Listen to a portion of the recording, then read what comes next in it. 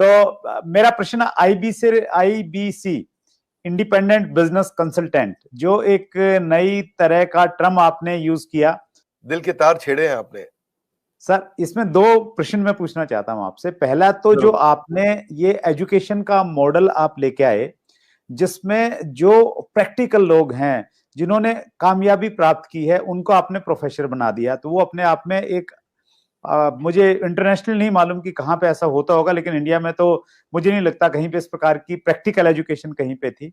और उसके बावजूद जो आईबीसी मॉडल आप लेके आए कि आप लोगों के पास में जाइए और हर व्यक्ति को उसकी डिटेल जानकारी मिले कि कोर्स में क्या मिलेगा, तो इस बदली हुई परिस्थिति में सर आईबीसी मॉडल के लिए आप क्या स्कोप देखते हैं सर? देखो, सबसे पहले मैं बताना चाहूंगा आपको कि आईबीसी मॉडल जो है ना, उसमें मेरी सारी रेपुटेशन जुड़ी हुई है, उसमें मेरी साख जुड़ी हुई है, उसमें मेरी सारी क्रेडिबिलिटी जुड़ी हुई है।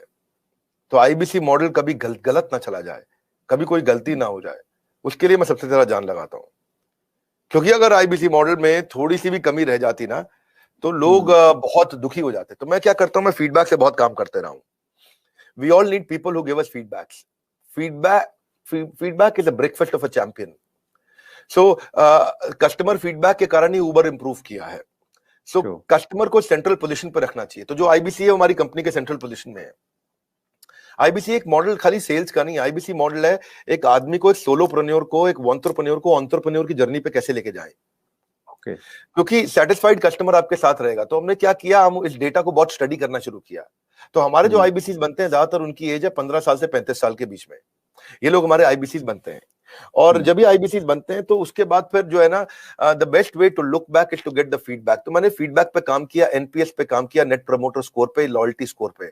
और उस पर जब काम किया, जितना मेरा नेट प्रमोटर स्कोर, मेरा लॉयल्टी स्कोर, मेरे जो आईबीसी जितने मेरे साथ लॉयल रहेंगे, जितना मैं उनको अपने साथ में रोक सकूंगा, तो मेरे को सारी एक्यूरेट मेथोडोलॉजी बिल्ड करनी थी, यूनिवर्सल मेथोडोलॉजी बिल्ड करनी थी कि मैं फीडबैक लेते रहूं, उनसे बात करते रहूं।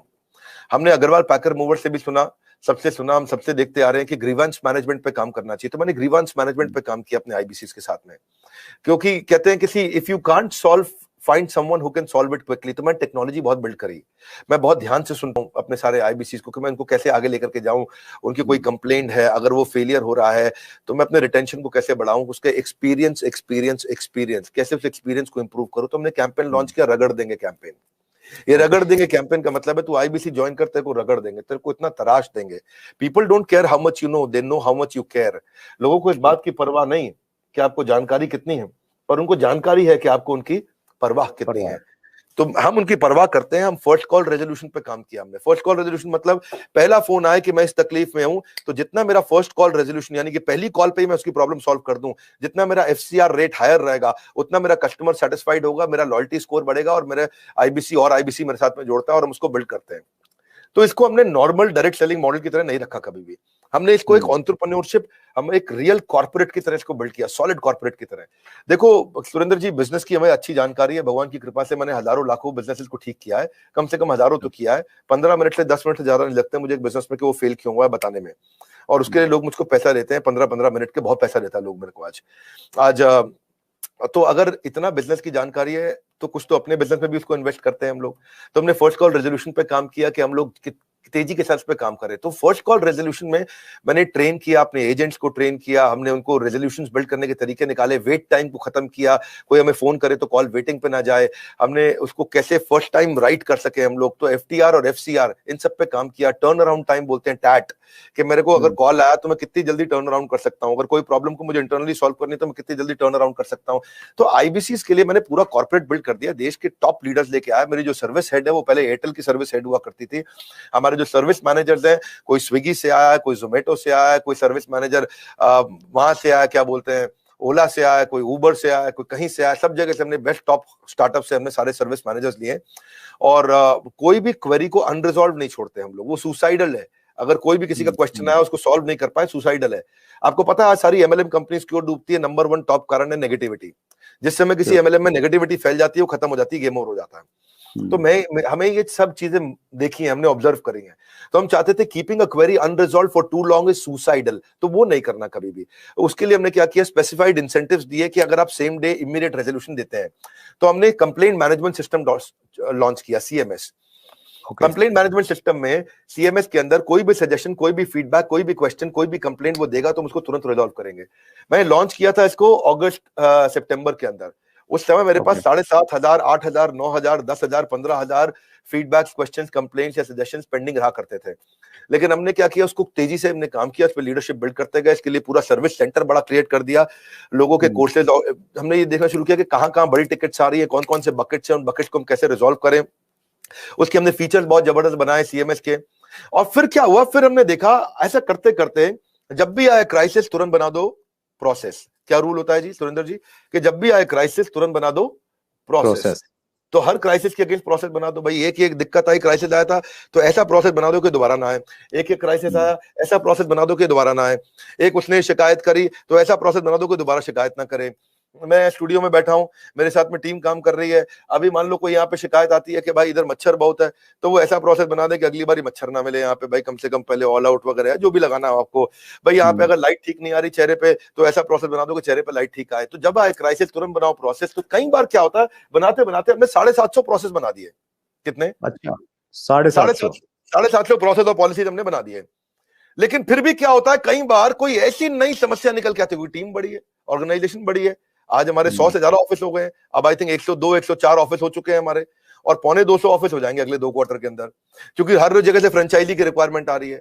हर कोई बड़ा, जिसने भी कभी डायरेक्ट सेलिंग किया है, जिसने कोई सेल्स का बिजनेस किया है, जिसने कोई और तरह का सेल्स का बिजनेस किया है या कुछ कम काम किया है, वो कहता है मुझे अपनी फ्रेंचाइजी दे दो। हमारे यहाँ क्योंकि फ्रेंचाइजी सब 1-1 करोड़ रुपए का रेवेन्यू आराम से कर जाते हैं महीने का। 50-50 लाख वाले तो बहुत सारे हैं जो महीने का रेवेन्यू करते हैं 50-50 लाख रुपए, तो वो कहते हैं अपना फ्रेंचाइजी दे दो।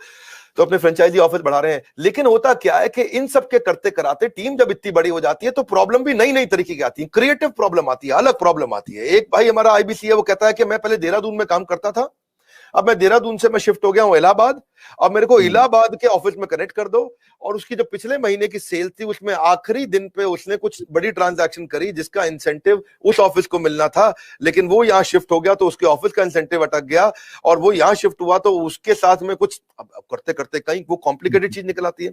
तो 751वां प्रोसेस चाहिए इसके लिए, 752वां प्रोसेस चाहिए, ये 753वां नया क्राइसिस आया है, तो उस क्राइसिस के अगेंस्ट नया प्रोसेस चाहिए। तो हमने नया टीम बना दिया, उसको बोलते हैं E cube, empathetic execution of exception. E empathy मतलब परानुभूति, सहानुभूति के साथ। एग्जीक्यूशन मतलब तेज फटाफट डिसीजन। एक्सेप्शन मतलब ऐसी चीज का जो पहले कभी आई नहीं। सो एम्पैथी, एग्जीक्यूशन, एक्सेप्शन, ये 3 चीज को हम बोलते हैं ई क्यूब। तो इसके लिए हमने टीम बनाई। इस टीम के अंदर हमने फाइनेंस, टेक्नोलॉजी और सर्विस के लोग हैं। कहीं पेमेंट का इशू है, कहीं टेक्नोलॉजी का इशू है, कहीं सर्विस का इशू है, किस चीज का इशू है, कहीं लर्निंग एंड डेवलपमेंट का इशू है, कहीं सेल्स की कैपेबिलिटी का इशू है, किस चीज का इशू है। तो हमने एक टीम बनाई, और जैसे ही कोई नई प्रॉब्लम आई 4 घंटे के अंदर नई पॉलिसी तैयार करेंगे, नया प्रोसेस तैयार करेंगे, और 4 घंटे के अंदर उसको सोल्यूशन देंगे। हमारे यहाँ रूल है, अगर पूरे दिन के अंदर वर्किंग आवर में किसी भी समय कोई भी complain, suggestion, feedback, question, discussion हो गया तो शाम को 7 बजे से पहले या एंड ऑफ द डे तारीख बदलने से पहले पहले उसी दिन के अंदर कितना भी कठिन क्यों ना हो सॉल्व करना है। तो मेरा जो फीडबैक स्कोर हुआ करता था शुरुआत में वो बहुत लो था, वो हमने फिर उसको इंप्रूव किया। आज आपको जान के खुशी होगी, पिछले 2 क्वार्टर से मैं अपने फीडबैक स्कोर को 98% पे मैनेज कर पा रहा हूं। यानी कि 98% का फीडबैक हमारा ऐसा है 5 स्टार, और बाकी 2% है, कोई 3 स्टार 4 स्टार भी देता है, और कोई कम भी दे सकता है। तो वो हमारे लिए फिर नया प्रोसेस बनाने की संभावना आ जाती है। तो अच्छा लगता है, आईबीसी का मॉडल हमारा बहुत अच्छा चल रहा है।